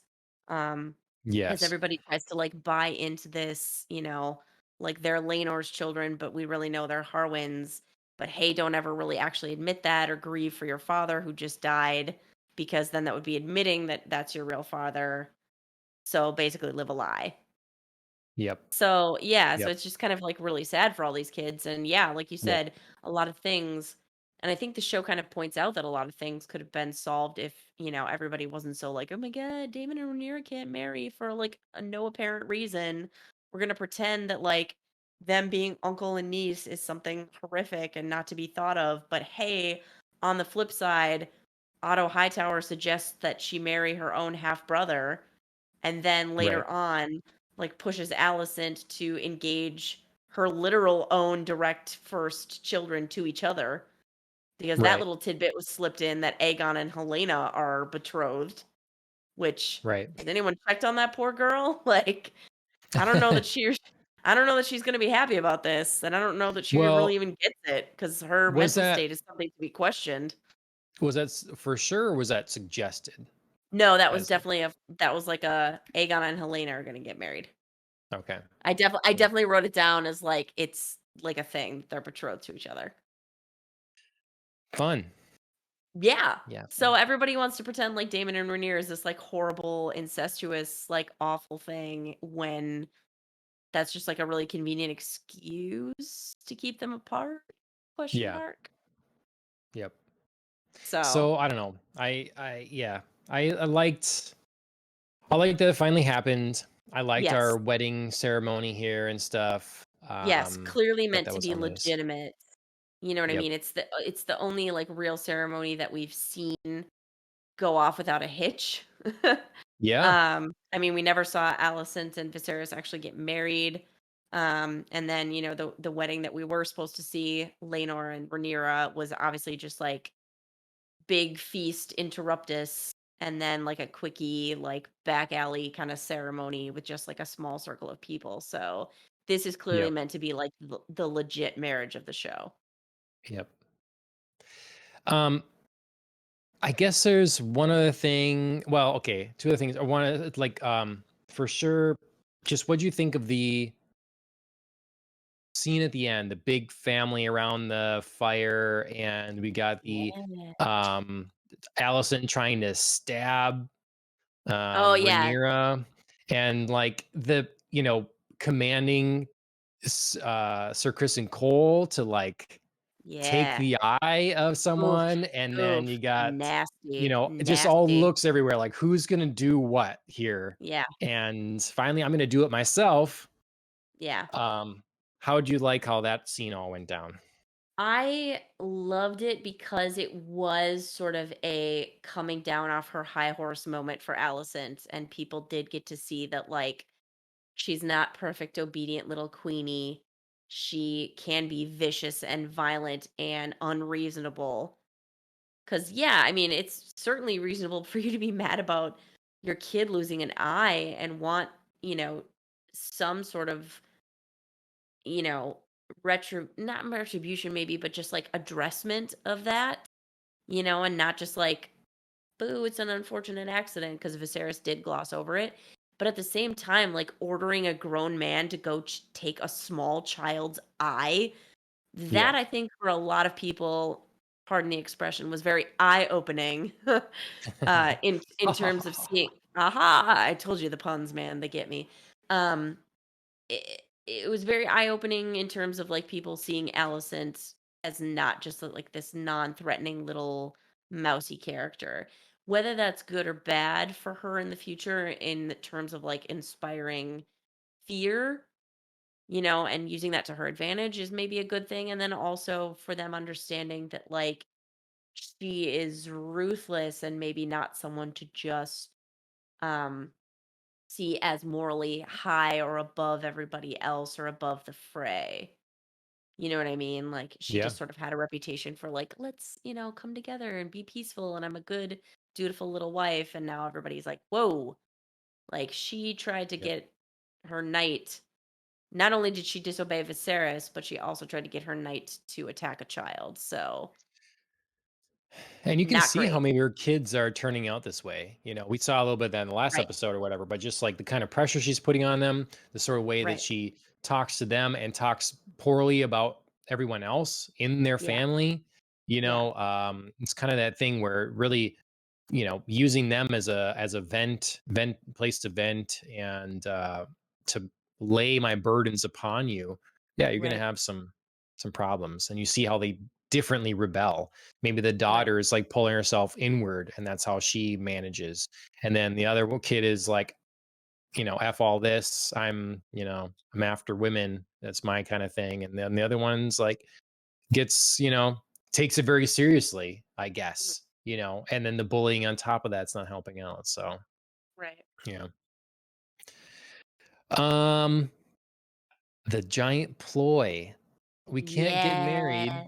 We can't get married if my husband is alive, Right. says And Rhaenyra. right. And this conversation comes right after the pivotal, like, Lenore comes to a realization, like, I haven't been there. I've been a shit husband. Yeah. He's finally Hmm. saying the right things. Like, I want to be there. Gonna recommit to our family. I'm gonna be a father to these kids. Like 10 And years too late. right. But like you're like, oh, finally we're gonna get somewhere with you. And then like this Mhm. conversation between Damon and Rhaenyra where they're like, ugh, Laner's an obstacle. What are we gonna do about that? So it feels like this huge sort of betrayal of this recommitment that he's made, but maybe it is and maybe it isn't. Yeah. Because yeah, we see them like talk about, we're destiny, we're meant for each other. They're going through this marriage ceremony and they're talking, there's a voiceover all the while of like, well, if we got rid of Laner, we're to be feared and respected and, we'll have this like consolidation of power. So guess we're gonna do it. And then we have, Damon approaching his lover Carl to be like, I can give you gold, you can start over. So we feel like this whole like plot is being set in motion and it really plays out that way while Carl attacks Lenore in the following scene. And then we have the big reveal of okay, Carl and Lenore got into this sword fight, but somehow Lenore didn't die of like stabbing. He died of being burned to death, which Yeah. I immediately found super suspicious. I was like, that that is some BS. Like this is Trixie, whether it's like Carl himself or whether it's Damon and Rhaenyra in on it too, which I would like to believe because I do like to think that Rhaenyra at least thought of Lenore as like a acquaintance, friend, ally, Yeah. something, you know? Like it was lukewarm friendship, I don't know. Something. Mhm. Um but yeah, it felt all very suspicious and then we have the next scene where a shaved Lenore jumps into the boat with Carl clearly headed off for distant lands to escape all of this, Yeah. which Cross I the was narrow very sea. yep, I was very happy about. It- Do you have an opinion? Do you think it is one way or the other, or who knows who's I responsible? Is mean, this the plan all along? till proven otherwise, I feel like Rhaenyra would try to spare Lenore, and this is like a pretty simple way to do it. You know what I mean? Like she doesn't care about whatever random person got burned to death. So, if they can pull this off and it's really easy to do and pull a bait and switch and she gets to marry Damon but save her friend and potentially still have an ally out there somewhere if she's ever desperately in need, why not? And I don't Sure. think Dame and I don't think Damon has enough passion either way to care about it to be like, "No, we should just really kill him." Like, why Right. would he care? Yep. So who did burn? Some rando guard, probably, Yeah. Right. Yeah. I guess. Yeah. you know? It's sad that that's like okay. I Oh, mean, I kind of like you. You're a nice guy. We've been friends since your childhood. Just pick someone to right, burn in your place, like right. that's fine. You put your hair on them so that Yep, can be seen and burnt, and right, there it is. right. Should I pick someone that doesn't have a family? I don't care. Just Just if whoever you whoever. want. Yeah. Yeah. Could be Not someone a you big don't deal. ever like or who made fun of you one Yeah. time or, Yeah. whatever. hmm Could be the You don't town like drunk, I don't know. the cadence of their walk, Get Right, rid of them. right. Looked at you funny one day. Yeah. Um, yeah, yeah, I mean, this show does just sort of set up that kind of, Yeah. loose morality in that, It's a like, lot we're of like, things. "Oh, Yeah. well, at least Lenore didn't die, and hopefully, he escaped this life, and he's gonna go start the life he wants."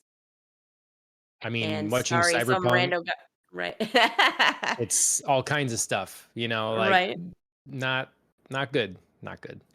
Our protagonists and heroes aren't really heroes, if No, they're you like not. look at They're it from a realistic, if this were real point of view. they're yeah, they're anti-heroes, and that's okay. I Mhm. mean, when has Game of Thrones ever set up a truly good character? I mean, the closest I think we've ever had is Ned Jon Stark. Snow.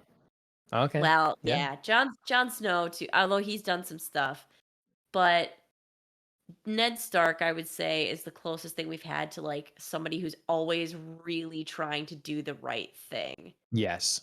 Yep. And look what happens. I exactly, that's what I mean. Like he Mhm. is killed so soon, way before his time, shockingly before his time. Mhm. At least to the audience. And yeah, so I mean, this universe is never just going to have good people because they're gone. Yep. Even even in this show, Lionel Strong, Yep. he is probably the closest thing to a good, truly good Yep. character. And again, oft before his time. Yep. Absolutely. So Way of the yeah, world. we're never here for the good ones. We know that to survive, we have to have moral shades of gray in our George R. characters. R. Martin took only the good die young to Yeah, heart. very seriously. So, yeah. Well, anything else to be said on this House of the Dragon episode 7? Um, no, I don't think so. I mean, the only other thing that I think there is to be said is, um, we definitely see Allison take some steps into doing possible further dark deeds. Like at the end of the episode, we have Otto being like, "Man, you really proved to me that you're in it to win it." Yeah. So I feel like there's a very dark promise of respect and acceptance that she's going to be after from her dad that's going to Mhm. lead her to do some things. And then, Laris offers, like, hey, Yep. you want an eye? I could go get an eye. And she's like, I'm not there, but pause because Yeah. later Yep. I could be there. Yeah. So Yep. I've yeah, I got your just feel number. right, exactly. Like, I'll call I'll you. call you. Yeah. Yeah. So I just really feel like I said this episode took us further into actual conflict, and I think that's what the show really needed. Yep. Yep. Perfect. All right. All right. That's Hot D episode 7. Mhm. Hope you are following along and into the game of family squabbles right now. And Yes. yeah, next week should be the finale, I believe. So Mhm. we'll be watching that as well. Otherwise, Popcast on the Rocks, episode 122. Really climbing up those numbers, getting higher and higher. Before long, we'll be at our, I think, 3-year anniversary. Mhm. So, all right. Ooh. Otherwise, if you're behind on all those episodes and such, they are available. Favorite podcast directory, YouTube, wherever you want. Bunch of the things are on Twitch yet if you're a Twitch user. So go ahead and pick your platform, watch, listen, share, review, like, all that sort of thing. It'd be much appreciated. Well, I know we're not the only ones watching House of the Dragon. Some of you are too. And then your friends are as well. So, share it out. Share it out.